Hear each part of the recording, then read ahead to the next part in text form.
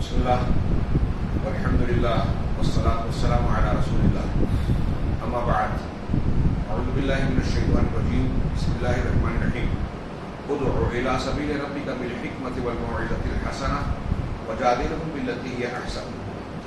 محترم حاضرین، ایک مسلمان کو 4 چیزیں سیکھنا ضروری ہے۔ پہلے علم، دوسرے نمبر پر اس علم پر عمل کرنا، تیسرے مرحلے میں المرتبہ الثالثہ کے طور پر ذکر کیا الدعوۃ الیہ، وہ علم جس کو سیکھا ہے اور پھر عمل بھی کیا، عمل کرنے کے بعد ابھی ہماری ذمہ داری مکمل اور پوری نہیں ہوئی، بلکہ ہم پر یہ فرض عائد ہوتا ہے کہ دوسروں کو اس کی طرف بلایا جائے۔ چنانچہ اسی میں اس کی سلامتی ہے کہ جس علم کو حاصل کیا ہے اس کی دعوت دے اور لوگوں کو اس کی تعلیم دے۔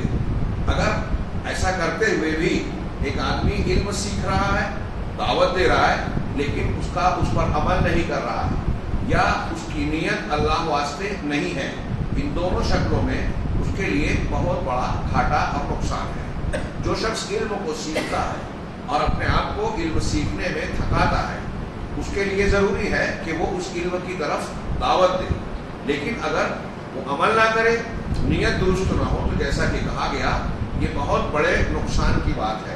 اللہ کے نبی جناب محمد رسول اللہ صلی اللہ علیہ وسلم کا ارشاد ہے کہ لوگوں میں قیامت کے دن سب سے پہلے جس چیز کا فیصلہ کیا جائے گا وہ ایسے لوگ ہوں گے۔ یہ وہی روایت ہے جس کا میں نے اس سے پہلے درس میں اخلاص کے باب میں ذکر کیا۔ حضرت ابو ہریرہ رضی اللہ تعالیٰ عنہ اس مفصل روایت کو بیان کرنے سے پہلے شروعات کرتے کرتے خوف اور دہشت کے مارے بے ہوش ہو جاتے ہیں۔ 3 مرتبہ بے ہوش ہوئے اور پھر 4تھی مرتبہ میں حدیث بیان کر پائے۔ اس حدیث میں جیسا کہ انہوں نے ذکر کیا کہ ایک وہ شخص جو علم کو سیکھتا ہے اور لوگوں کو اس کی تعلیم بھی دیتا ہے، سیکھا، تعلیم دی اور لوگوں کے لیے اپنی کوششیں کی، خود قرآن کو پڑھا، سمجھا، لیکن اسے لایا جائے گا، اللہ تبارک و تعالیٰ کی طرف سے اس نعمت کی پہچان کروائی جائے گی کہ اللہ نے تم کو یہ نعمت دی کہ تم کو علم سے نوازا۔ چنانچہ پوچھے گا اللہ تعالیٰ کہ تم نے جو علم سیکھا اس پر کتنا عمل کیا، کیا عمل کیا؟ تو وہ جواب دے گا کہ تعلمت العلم وعلمتہ، میں نے علم کو سیکھا اور لوگوں کو سکھایا۔ حالانکہ اور یہ کام اس نے کیا ہوگا، اور کہے گا کہ میں نے تیرے لیے قرآن کو پڑھا، لیکن اس کا مقصد اور مراد کیا ہوگا کہ اے پروردگار تیرے لیے علم کو سیکھا اور اس پر میں نے عمل کیا، پھر تیری وجہ سے میں نے سیکھ کر عمل کر کے لوگوں کو پہنچایا۔ اللہ تعالیٰ کہے گا کذبتا، تو نے جھوٹ کہا، لیکن بلکہ معاملہ یہ تھا کہ تو نے علم اس لیے سیکھا کہ لوگ تجھے عالم کہیں، تجھے قاری کہیں، علامہ ہے، بہت بڑا عالم ہے، ایسا ہے، اور جو تو چاہتا تھا وہ ہو گیا دنیا کے اندر۔ وقد قیل ثم امر به، پھر حکم دیا جائے گا اور اسے اس کے چہرے کے بل کھینچ کر جہنم میں ڈال دیا جائے گا۔ اس حدیث میں اخلاص کی بھی بات ہے اور اس بات کا بھی ذکر ہے کہ علم کے سیکھنے کے ساتھ ساتھ آدمی سے اللہ تعالیٰ سوال کی کرے گا کہ اس علم کا حق ادا کیا یا نہیں۔ یہاں شیخ روحیلی کی تفسیر کو بہت تھوڑی سی بچی ہے، بیان کرنے سے پہلے میں ایک بات کا تذکرہ کرنا چاہتا ہوں، شاید بعد میں بھی آئے، سورہ عصر کا بیان کرتے ہوئے کہ ہم میں سے ہر شخص وَلْتَكُن مِّنكُمْ أُمَّةٌ يَدْعُونَ إِلَى الْخَيْرِ، اور ایک آیت جو اللہ نے فرمایا كُنتُمْ خَيْرَ أُمَّةٍ أُخْرِجَتْ لِلنَّاسِ، تم بہترین امت ہو جسے لوگوں کے لیے برپا کیا گیا ہے، تَأْمُرُونَ بِالْمَعْرُوفِ وَتَنْهَوْنَ عَنِ الْمُنكَرِ، تم نیکی کا حکم دیتے ہو اور برائی سے روکتے ہو، وَتُؤْمِنُونَ بِاللَّهِ، اور اللہ پر ایمان رکھتے ہو۔ ان آیتوں اور ایسی کئی دلیلوں کی بنیاد پر اہل علم کا کہنا ہے کہ ہر مسلمان جتنا علم رکھتا ہے اس علم کے مطابق، اس کی اپنی طاقت کے مطابق اس پر یہ فرض عائد ہوتا ہے کہ لوگوں کو اس علم کی طرف دعوت دے، لوگوں کو تعلیم دے۔ عوام میں اگر ایک عالم ہے تو وہ عمومی طور سے دے گا، ایک عالم نہیں ہے تو اس کا جو حلقہ اثر ہے، اللہ کے رسول صلی اللہ علیہ وسلم کی وہ حدیث ہم بار بار سنتے ہیں، بیان کرتے ہیں، بلغوا عنی ولو آیا، میری طرف سے چاہے ایک آیت تمہیں معلوم ہو لوگوں تک پہنچاؤ۔ وہ حدیث بھی سنتے ہیں کہ من رأى منکم منکرا فلیغیرہ بیدہ، تم میں سے جو بھی منکر اور غلط کام کو دیکھے وہ اپنے ہاتھ سے روکے۔ یہ قاضی اور हाकिम का काम है हाथ से रोकना, ताकत से रोकना, जिसके पास इख्तियार है, कुव्वत है। आम आदमी ये नहीं कर सकता। वबा और अगर इसकी ताकत नहीं है, आम आदमी को इसकी ताकत नहीं है, तो फबेलिसान ही अपनी ज़बान से उसको बदलने की, उसकी इस्लाह की कोशिश करे। आप हाथ की ताकत नहीं रखते तो लोगों के ज़बान से समझाएं, बुझाएं, दावत को तबलीग का काम करें। और अगर इसकी भी ताकत नहीं है तो दिल से बुरा जाने, नफरत का इजहार करें। इसके बाद ईमान का राई के दाने के बराबर भी हिस्सा नहीं है, जैसा कि बहुत मशहूर हदीस है। आप सोचिए, इसमें अल्लाह ताला ने उलमा को नहीं कहा सिर्फ, बल्कि जो भी मुसलमान है और वो जानता है कि ये मुनकर है, गलत बात है, उसके सामने हो रही है तो उसे रोके। अब एक तो हाकिम का काम है, एक अगर आप घर में हैं, आपके घर में आपका बच्चा या बच्ची गलत काम कर रहे हैं, नमाज नहीं पढ़ रहे हैं, तो आपका फर्ज है, अल्लाह ताला की तरफ से आयद करदा ये जिम्मेदारी है कि आप उस पर सख्ती करें।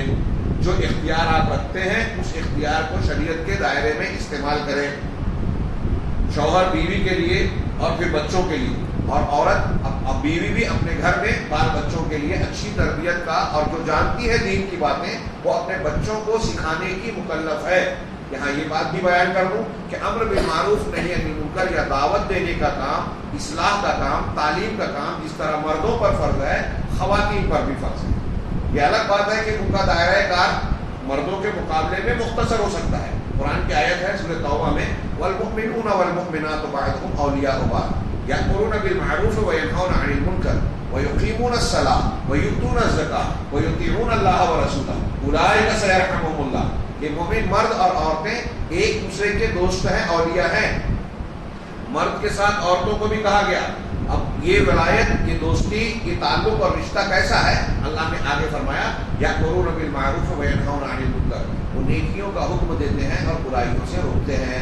मर्द भी और खवातीन भी। अगर आप इस्लामी तारीख पढ़ें, अल्लाह के रसूल सल्लल्लाहु अलैहि वसल्लम का वो दौर जो मक्का का इंतहाई शदीद और सख्त था, जिसमें कोई शख्स कलमा पढ़ता था तो पूरा मक्का उसके खिलाफ हो जाता था, उस माहौल में भी आपको बाज़ सहाबियात, मुस्लिम खवातीन ऐसी मिलेगी जो चोरी छुपे घर घर जाके, मिसाल के तौर पर हज़रत अब्बास इब्न अब्बास रज़ियल्लाहु तआला अन्हु की वालिदा, हज़रत अब्बास की बीवी, क्या नाम था उनका, उन्होंने उम्मुल फज़ल कहते हैं, उनकी कुनियत थी उम्मुल फज़ल। वो घर घर जाती थी, घर में दाखिल होती थी, मुशरिकीन के घरों में, और औरतों और खवातीन में इस्लाम और तौहीद की दावत देती थी।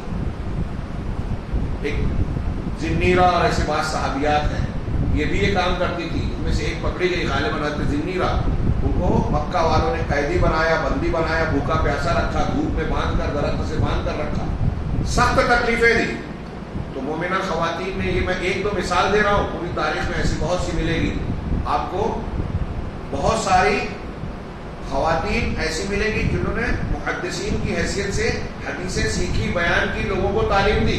अल्लामा इब्न असाकिर, जिन्होंने तारीख इब्न असाकिर लिखी है 80 जिल्दों में, 80 वैलों से उसके, उन्होंने बताया उनके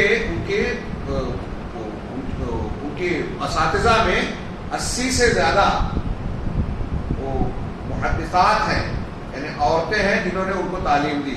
हज़रत सईद बिन मुसय्यिब रहमहुल्लाह का वाक़या, सईदुल ताबीन पढ़ते हैं ना, उनकी बीवी, उनकी बेटी, खलीफा के बेटे का रिश्ता आया, उन्होंने नहीं किया।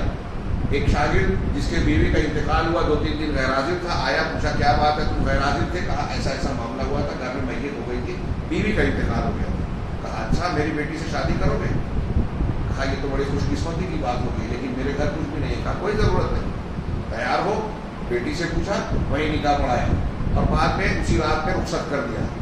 सुबह हुई, शौहर जाने लगे, बीवी ने पूछा कि कहाँ जा रहे हो? कहा तुम्हारे वालिद साहब की दरसगाह में जा रहा हूँ हदीस पढ़ने के।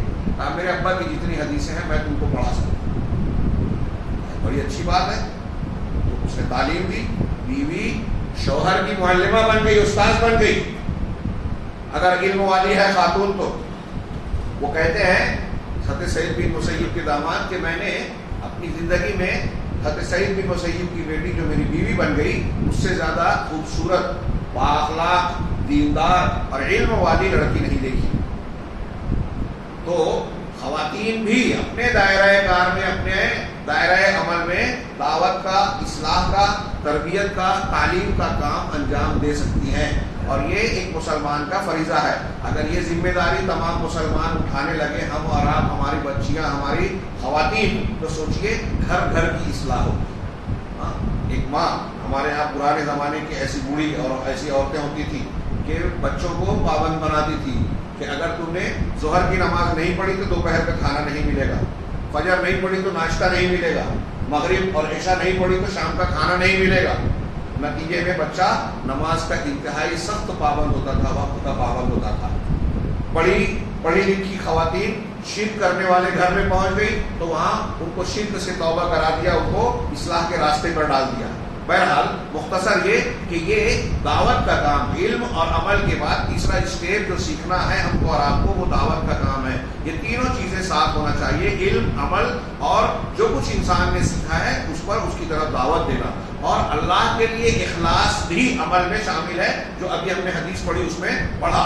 چنانچہ جب یہ عظیم ارکان یعنی علم، عمل اور علم کی طرف دعوت دینا اللہ کے اخلاص کے ساتھ، خالص اللہ کے لیے، جب یہ مکمل ہو جائے گا تو انسان کے لیے بہت اعلیٰ اور اونچا مقام طے ہو جائے گا، اس کا مقام بلند ہو جائے گا.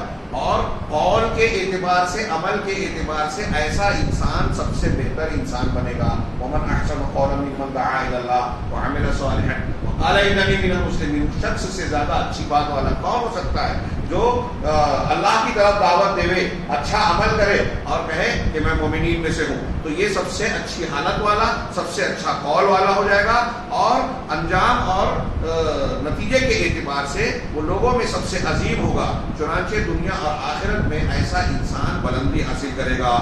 ہم اور آپ چاہتے ہیں بلندی حاصل کرنا تو یہ چیز سیکھنا ضروری ہے.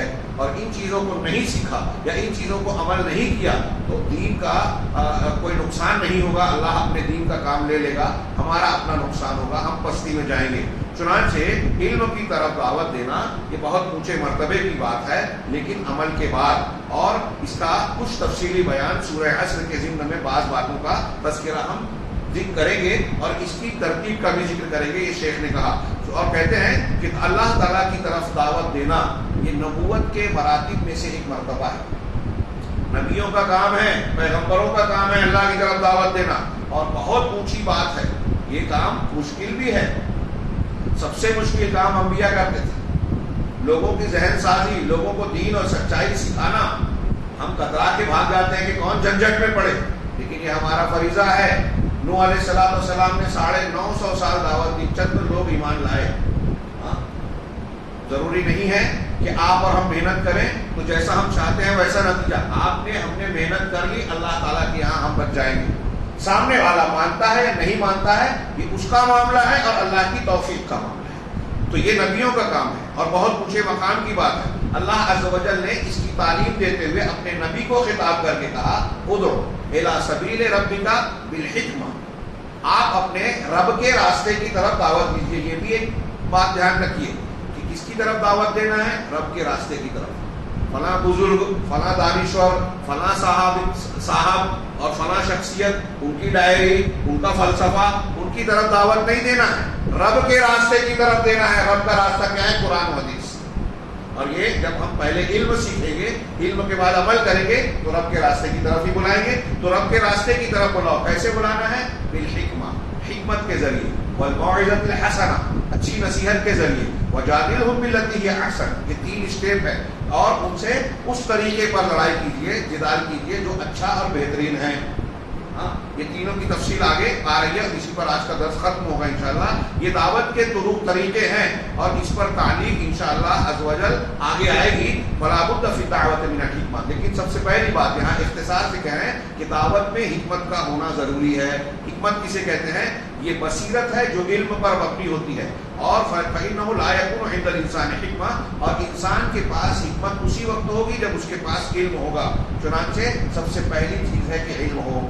تو یہاں گویا مطلب یہ ہوا کہ دعوت حکمت سے دینا ہے، مطلب دلیل سے دینا ہے، علم سے دینا ہے. اب حکمت و دانائی میں بہت ساری چیزیں آتی ہیں کہ آپ مخاطب سے جب بات کر رہے ہیں تو کیسے بات کریں.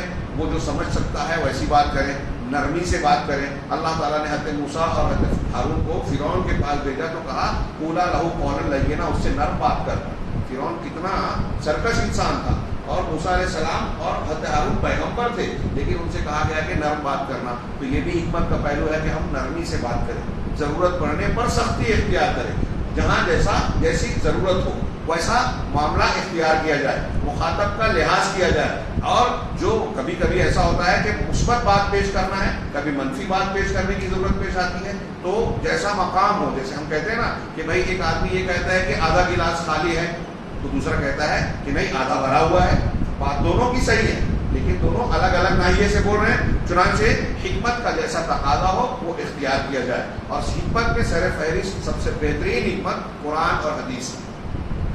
لہذا قرآن و حدیث کا علم سیکھ کر اس کی روشنی میں دعوت دیجیے، اس سے بہترین اثردار کوئی چیز نہیں. دوسری چیز والموعظۃ الحسنہ، اچھی نصیحت. یہ کیا ہے کہ لوگوں سے اس انداز میں خطاب کیا جائے جو ان کے لیے مناسب ہو، ان کی سوجھ بوجھ کے لحاظ سے بالکل درست ہو.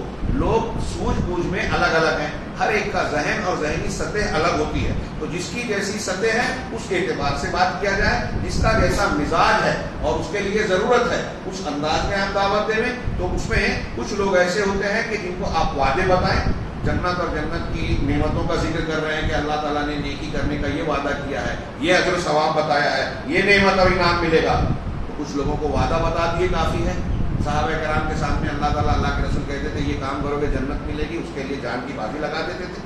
ہاں، اس کے بالمقابل کچھ ایسے ہوتے ہیں جن کے لیے وعدے سے زیادہ مؤثر وعید ہوتی ہے، دھمکی، کہ اگر تم نے برا کام کیا تو اللہ تبارک و تعالیٰ پکڑے گا، جہنم کا سخت ترین عذاب دے گا اور ایسی ایسی سزائیں ملے گی. تو اس سے انسان کا دل چھچڑتا ہے، دہلتا ہے. تو کسی کو ایسے دہلانے کی ضرورت پیش آتی ہے. دیکھیے قرآن کا یہ طریقہ ہے، جنت کے اور انعامات کا بھی ذکر کیا اور جہنم کی ہولناکیوں اور سزاؤں کا بھی ذکر کیا. ایک شوق دلاتا ہے، ایک خوف دلاتا ہے. تو جیسی جس کی دونوں انسان کے اندر دونوں جذبات ہیں، تو جہاں جس جذبے کی زیادہ مفید ہونے کی امید ہو وہاں اس کا تذکرہ کیا جائے. وَمِنَ النَّاسِ، لوگوں میں کچھ ایسے ہیں جن کے ساتھ نرمی کا برتاؤ کرو تو بہتر ہوتا ہے. کچھ ایسے ہوتے ہیں کہ ان کے لیے نرمی مفید نہیں ہوتی بلکہ ان پر سختی کرنا پڑتی ہے. جیسا کہ میں نے ابھی بیان کیا تو موعظۃ الحسنہ میں یہ بھی آ گیا کہ جنت اور جہنم کا ذکر کیا جائے، نرمی اور سختی کو اپنے اپنے مقام پر استعمال کیا جائے. تو موعظۃ حسنہ اپنے مقام پر واقع ہوگی اور جیسا جہاں مرحلہ ہوگا اس کا استعمال کیا جائے گا. تیسری چیز جادلوا باللتی ہی احسن، کہ جو بہترین طریقہ ہے اس اعتبار سے آپ جدال. اگر کبھی دعوت دینے میں کوئی ہم کو مخالف مل گیا، بات نہیں مان رہا ہے، جھگڑا کر رہا ہے، تو اللہ نے کہا کہ اچھے ڈھنگ سے جدال کرنا ہے. ہم کو ہار جیت کی وجہ سے دعوت کا کام تو نہیں کرنا ہے. ہار جیت کے مقصد نہیں ہے کہ ہم اس کو شکست دیں، ہماری انا کو تسکین ملے، ہم جیت گئے یہ واضح ہو جیسا کہ بہت سارے لوگ کرتے ہیں. جی نہیں، آپ کو اللہ کا پیغام سنانا ہے. اب ایک آدمی اگر ضد کر رہا ہے، اناد اور ہٹ دھرمی پر ہے، تو آپ اچھے ڈھنگ سے اس کو سمجھائیں، جدال کریں. جدال مطلب احسن طریقے سے کیا ہے، دلیل دیں، سمجھائیں کہ دیکھو آپ کی بات درست نہیں ہے. جھگڑا، لڑائی اور اس طرح کا انداز جس میں اختلاف کی شدت پیدا ہو وہ طریقہ اختیار نہ کریں. چنانچہ سب سے پہلے یہ ضروری ہے کہ ہم دعوت میں اللہ کی طرف بلانے میں مجادلہ کریں تو احسن طریقے سے کریں. اور یہ احسن طریقہ یہ قرآن اور حدیث کے علم سے ماخوذ ہوتا ہے. اس کی مثالیں انبیاء کرام کی زندگیوں میں موجود ہے جو اللہ تعالیٰ نے ہمیں قرآن میں بطور مثال بیان کی. بعض علماء نے حکمت، موعظت اور جدال احسن کے اور بھی کئی پہلو بیان کیے ہیں. کہ حکمت اس شخص کے لیے اختیار کی جائے جو خالی دماغ ہے، آپ نے اس کو سمجھا دیا، مان گیا. کچھ ایسے ہوتے ہیں اور حکمت وہ چیزیں ہوتی ہے جو انسان کی عقل کو اپیل کرتی ہے، شعور اور سمجھ کو. جبکہ موعظت حسنہ ان لوگوں کے لیے ہے جو تردد میں ہے، ایک، اور دوم یہ کہ ان کے دل کو خطاب کرتی ہے. کچھ باتیں ایسی ہوتی ہیں جو انسان سننے کے بعد سوچتا ہے، غور کرتا ہے، یعنی اس کی عقل کو خطاب کرتی ہے. اس میں حکمت اور دلیل کی بات کہ دیکھو غور کرو، آسمان پر، زمین پر، ان چیزوں پر غور کرو، یہاں دماغ کا استعمال ہو رہا ہے. کچھ چیزیں ایسی ہوتی ہے جس سے انسان کے جذبات کو پر ضرب لگتی ہے. وہ جیسے جو میں نے کہا نا کہ دل دہل جاتے ہیں، دل میں شوق پیدا ہوتا ہے. یہ موعظت حسنہ ہے. آپ جنت کا ذکر کریں، جہنم کا ذکر کریں تو انسان کے دل اور جذبات کو خطاب ہوتا ہے. تو حکمت وہ باتیں ہیں جو انسان کی عقل کو اپیل کرے، اور موعظت حسنہ وہ باتیں ہیں جو انسان کے دل کو اور جذبات کو ہلا دے. اور جدال بالاحسن وہ شخص جو انسان حقائق کو اور دلائل کو جاننے کے بعد انکار کر رہا ہے، مخالفت کر رہا ہے، تو وہاں آپ دلائل سے مباحثہ کر کے احسن طریقے سے اس کے سامنے حق کو بیان کریں اور اس کے باطل کا رد کریں، جو قرآن و حدیث کا طریقہ ہے۔ یہ جو باتیں ہیں کہ ان چیزوں پر اس سے متعلق جو عظیم خصوصیات ہیں اس کا بیان انشاءاللہ آئندہ آئے گا، اور دعوت کی شروع کو بھی ہم بیان کریں گے۔ کہ تیسری چیز جو ہم کو سیکھنا ضروری ہے، چوتھی چیز جو یہاں بیان کی، چوتھی چیز ہے کہ اس سلسلے میں اگر تکلیف آتی ہے تو اس پر صبر کیا جائے۔ انشاءاللہ کل ہم اس کی کچھ تفصیل جانیں گے، اور یہ بہت اہم چیز ہے۔ صبر انسان کی زندگی میں ہر مرحلے پر، آپ کو گھر میں، باہر، کاروبار میں اور عبادات میں، دعوت کے کام میں، ہر جگہ صبر کی ضرورت ہے۔ انشاءاللہ ہم اس کی تفصیل کر پڑھیں گے۔ اللہ تعالیٰ ہمیں دین سیکھنے اور اس پر عمل کرنے کی توفیق دے۔ وآخر دعوانا